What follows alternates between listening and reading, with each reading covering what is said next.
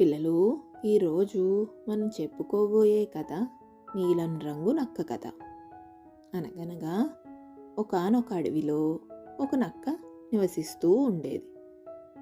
అది ఆహారం కోసం వెతుకుతూ ఒకరోజు రాత్రి ఒక గ్రామంలోకి ప్రవేశించింది. ఆ గ్రామంలోని ప్రజలు బట్టలకు రంగులు అద్దే పని చేస్తూ ఉంటారు. చీకట్లో సరిగ్గా కనిపించకపోవడంతో ఆ నక్క నీలిరంగుతో నిండిన ఒక తొట్టెలో పడిపోయింది. ఆ నక్క పైకి లేచి అడవిలోకి పారిపోయింది.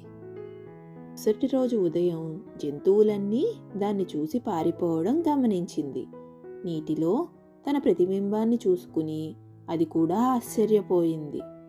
దాని శరీరం మొత్తం నీలం రంగులో మారిపోయింది. దానికి ఒక ఆలోచన వచ్చింది. అది అడవిలోని జంతువులన్నిటినీ సమావేశపరిచింది.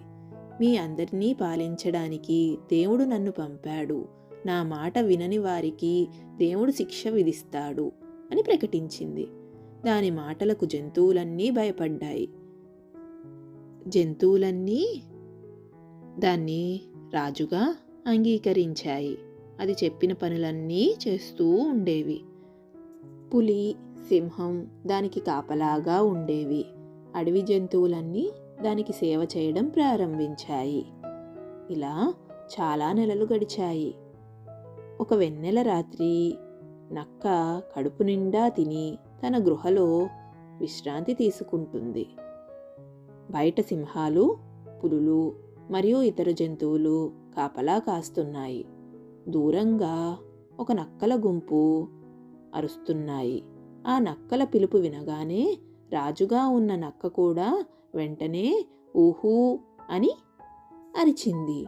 అది విన్న జంతువులన్నీ ఆ మోసపూరిత నక్క రహస్యాన్ని తెలుసుకున్నాయి.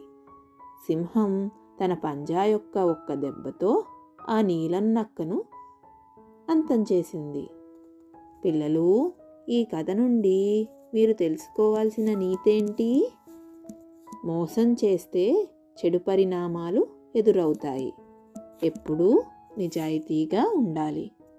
మళ్ళీ ఇంకొక కథతో కలుసుకుందాం.